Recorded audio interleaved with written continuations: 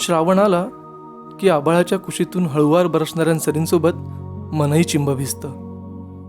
मातीचा सुगंध दरवळतो, देवघरातला दिवा उजळतो आणि प्रत्येक घराच्या उंबरठ्यावर श्रद्धेची पावलं अलगद उमटतात. श्रावण म्हणजे फक्त पावसाचा ऋतू नाही, तो आहे भक्तीचा उत्सव, मन शुद्ध करण्याचा काळ आणि ईश्वराशी नातं अधिक घट्ट करण्याचा सुंदर बहाणा. याच पवित्र श्रावणात श्री सत्यनारायणाची पूजा, व्रत आणि कथा मनापासून केली जाते. यंदाचं हे यांचं 10वं वर्ष. 2017 घेतलेल्या या नवीन वास्तूमध्ये श्री सत्यनारायण पूजा आणि व्रत घालून सुरुवात झाली.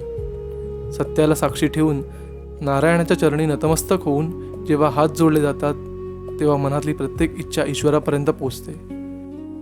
आणि हीच परंपरा गेली 10 वर्षे अशीच अखंड चालू आहे आणि पुढेही अशीच चालू राहील. तर या आहेत आजच्या उत्सवमूर्ती सौ अर्चना नितीन कदम, म्हणजेच या घरच्या होम मिनिस्टर.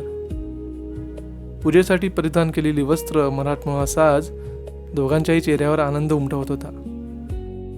या लक्ष्मीनारायणाचं छोटंसं फोटो सेशन झालं आणि गुरुजींनी पूजेच्या मुहूर्ताची 3री घंटा दिली. पूजेला सुरुवात झाली. बोला श्री सत्यनारायण भगवान की जय. श्री हरी जगत पिता दूर करीतो व्यथा, ऐका सत्यनारायणाची